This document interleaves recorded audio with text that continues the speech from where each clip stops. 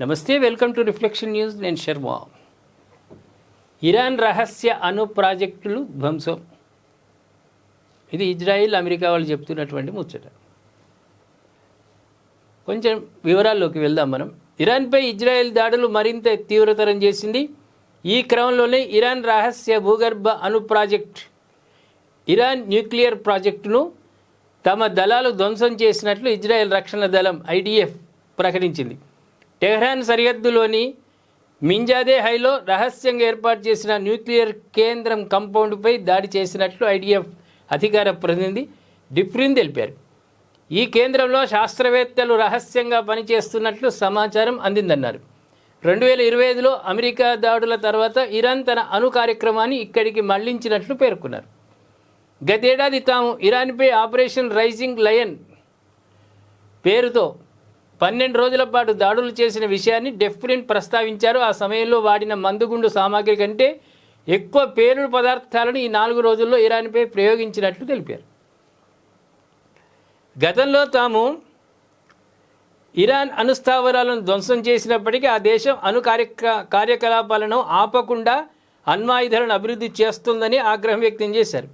వాటిని టెహ్రాన్ శివార్లలోని రహస్య భూగర్భ స్థావరంలో భద్రపరిచిందని, తమకు ఖచ్చితమైన సమాచారం రావడంతో ఆ ప్రాంతాన్ని లక్ష్యంగా చేసుకున్నామన్నారు.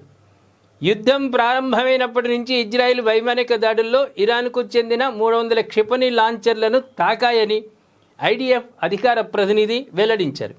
ఆ దేశంలోని బాలిస్టిక్ క్షిపణి శ్రేణులు, వైమానిక రక్షణ వ్యవస్థలపై తమ వైమానిక దళాలు దాడులు కొనసాగిస్తున్నాయన్నారు. ఇజ్రాయెల్ చేపట్టిన తాజా దాడులకు సంబంధించిన దృశ్యాలను ఐడిఫై సోషల్ మీడియాలో షేర్ చేసింది. ఇక్కడ ఏంటంటే, నీవు దొంగవు అంటే నువ్వు దొంగవు, దొంగలు కలిసి ఊరు వంచుకున్నట్టు ప్రతి దేశం కూడా అణుక్షిపణులను తయారు చేస్తుంది.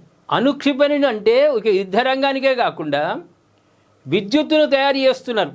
అణువులతోటి విద్యుత్తు అతి తక్కువ ధరలో ప్రజలకు అందించడానికి, దానివల్ల వేరే ఇతర ఉపయోగాలు కూడా ఉన్నాయి. కానీ క్షిపణులు ఉన్నాయి మీ దగ్గర, మీరు యుద్ధం మేము ప్రారంభిస్తే మీరు అవి వేస్తారు. మరి ఇక్కడ ఇజ్రాయిల్లో లోవా, అమెరికాలో లోవా? చెప్తారా వాళ్ళు గుండె మీద చేసుకొని మా దగ్గర అణుకు సంబంధమైంది లేదని? అమెరికాది ఒక నినాదం, ప్రపంచంలో ఏ దేశం దగ్గర అణు ఆయుధాలు ఉండొద్దు అని. మరి నీ దగ్గర, మీ దగ్గర ఉన్న ఎవరు క్వశ్చన్ చేయొద్దా? అంటే మీరు యథేచ్ఛగా మీరు తయారు చేసుకోవచ్చు, కానీ ఇంకోళ్ళు చేసుకోవద్దు. ఇంకోళ్ళు చేసుకుంటే వాళ్ళు దోషం చేసినట్టే, ఇక పెద్ద తప్పు చేసినట్టే, వాళ్ళు దేశద్రోహులే. ఇదా వ్యవస్థ? బహిరంగంగా పెడతారా? వీళ్ళని తయారు చేసేది ఉంటే అత్యంత రహస్యంగా. మనం పాకిస్తాన్ భారతదేశానికి యుద్ధమైనప్పుడు మనోళ్ళు క్షిపణులు తీసుకుపోయి అణుకేంద్రం మీద వేసిర్రు. విచిత్రం ఏంటంటే అక్కడున్న వాచ్మెన్ కూడా తెలియదు అక్కడ అణుకేంద్రం అని. సూటిగా తీసుకుపోయినరు. అడవిలో పులులు, సింహాలు రావడానికి కూడా భయపడేటువంటి అడవిలో అణుకేంద్రం ఏర్పాటు చేసిర్రు పాకిస్తాన్ వాళ్ళు. అదే అమెరికాదట అని తర్వాత తెలిసింది విషయం. వాళ్ళు అక్కడ దాచిపెట్టుకున్నారు. ఎందుకంటే పాకిస్తాన్ను ప్రపంచంలో ఏ దేశం నమ్మకున్నా అమెరికా వాడు నమ్ముతాడు. రేపు కిందికి నీళ్లు తెచ్చుకునేదాకా అదే నమ్మకం ఉంటుంది. అక్కడ వాడు తయారు చేసి అమెరికా వాడు అక్కడ పెట్టుకున్నాడు, వాడు దాచిపెట్టుకున్నాడు ధనం. దొంగల దగ్గరనే ధనం దాచిపెట్టినట్టు నది వ్యవహారం. అక్కడ మన వాళ్ళు పోయి క్షిపణితోటి వేసారు. రేడియేషన్ ప్రారంభమైంది. ఇక వాడు పాకిస్తాన్ అధ్యక్షుడు, వాడు ప్రధాని, దేశాల కాళ్ళు పట్టుకున్నాడు. పోయి కొంప మునిగేటట్టుంది, ఇండియాను నేను గెలికినందుకు వాడు మొత్తం ఆగం చేస్తున్నారని ఎయిర్పోర్ట్లతో సహా ధ్వంసం చేసినాం. మరి ఉగ్రవాదులను చంపినాం. నిద్రలనే వాడు గుర్రు కొట్టి నిద్రపోతుండగానే వేసినాం. పక్కన కూడా వాడు చెప్పే వీలు లేకుండా చచ్చిపోయారు. ఇంకా రెచ్చగొడితే పోయి ఎయిర్పోర్ట్ల మీద వాటి మీద కూడా వేసినాం, అణుక్షిపణి మీద కూడా వేసినాం. రేడియేషన్ ప్రభావంతో అమాయకులు చచ్చిపోతారని ఆపినాం. మనం ఎక్కడైనా ఏ దేశంలో అయినా ఉంటాయి అబ్బా. ఒక అమెరికా, ఇరాన్లోనే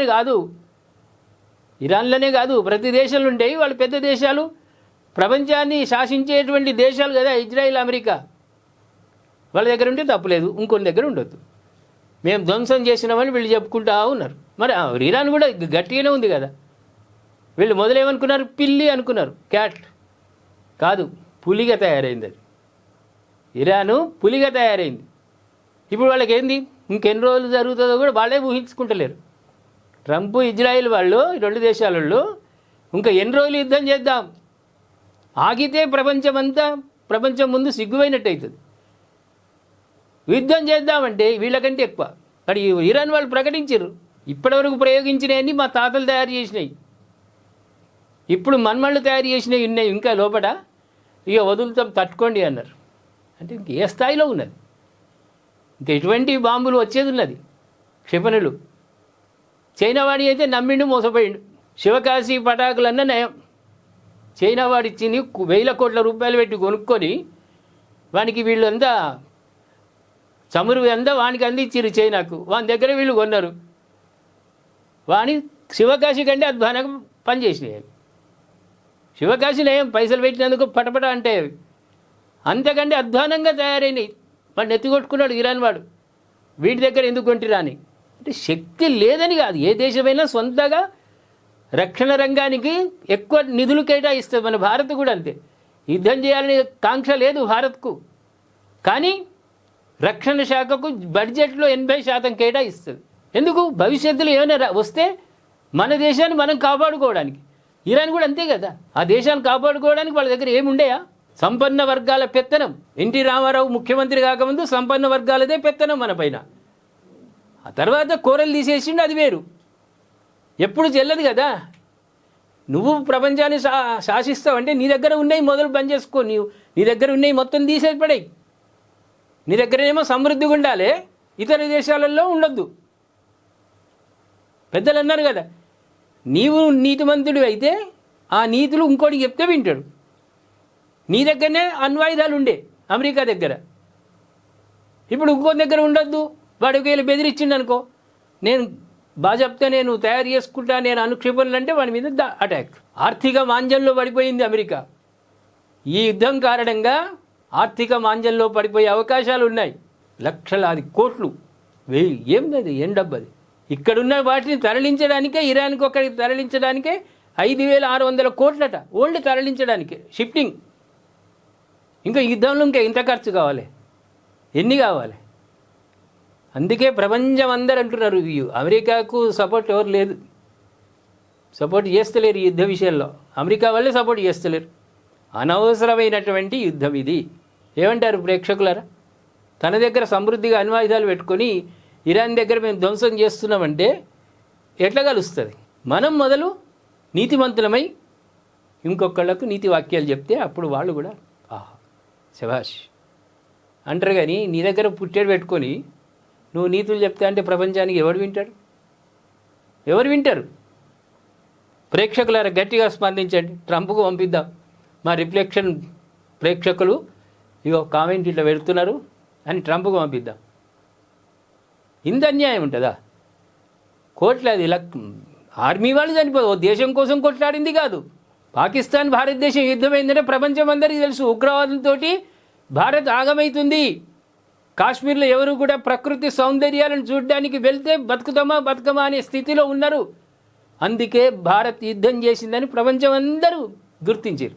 మీరు చేసే యుద్ధం ఎవడు గుర్తిస్తున్నాడు? ప్రాణ నష్టం, ఆర్థిక సంబంధమైనటువంటి నష్టాలు. మన భారతీయులు అక్కడ ఉన్నారు, 4 పైసలు సంపాదించుకోవడానికి భయపడుతున్నారు. ఇప్పుడు ఎంతమందిని దొరికొస్తాం మనం? ఎక్కడ ఏ బ్లాస్ట్ అవుతుందో కూడా తెలియదు. మన మంత్రి ఉన్నాడు తుమ్మల నాగేశ్వరరావు, నిరంతరం 24 అవర్స్ భయపడుతున్నారు. సౌండ్లు వస్తున్నాయి, క్షిపణులు పడుతున్నాయి. ఆ క్షిపణులు ఎక్కడ పడతాయో కూడా ఎవరు తెలియదు. ఇక్కడ గుడి ఉంది, ఇక్కడ చర్చి ఉన్నది, ఇక్కడ మసీదు ఉందని చూడది, ఏసుడే ఉంటుంది. వాళ్ళు ఎవరి ప్రాణాలు, అమాయకుల ప్రాణాలు పోగొట్టుకునేటువంటి యుద్ధాలను ఎవరు కాంక్షిస్తారు? ఇది అహంకారంతో ఆధిపత్యం కోసం జరిగేటువంటి యుద్ధం కాదా? దీంట్లో నిస్వార్థం ఉందా ఏమన్నా? ప్రేక్షకులారు ఇమ్మీడియట్లీ స్పందించండి కామెంట్ రూపంలో గట్టిగా. సబ్స్క్రైబ్ చేసుకోండి, షేర్ చేయండి.